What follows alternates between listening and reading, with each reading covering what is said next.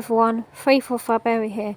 I have a little question here for the hand dryer community. I'm recording outside, so you may have other audio as well. I found this on the CED website, which is TED, which is an electrical company. And it appears to be, to me, a Kuaierte K2008. But it's branded as automatic dryer, XL dryer. And this to be illegal, because I can tell this is definitely not a real accelerator. Because I even went on the official XL dryer website, and this is not advertised. It's the official accelerators advertised. So in a way, I think this to be illegal. Because how comes a Kuaierte K2008 is saying XL dryer? Because I've never seen XL dryer sell a Kuaierte before. And it's even not on their website. So to me this is illegal, but I'm leaving it up to you. I'm also going to post this on my community tab as well.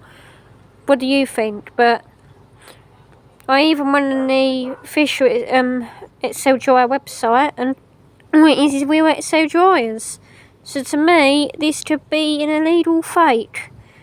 A Kuaierte K2008 sold by TED, branded as XL dryer. This is weird. Anyway guys, thank you, and put all your comments down below what you think, but you can also comment on the community tab as well, but comment on this video as well.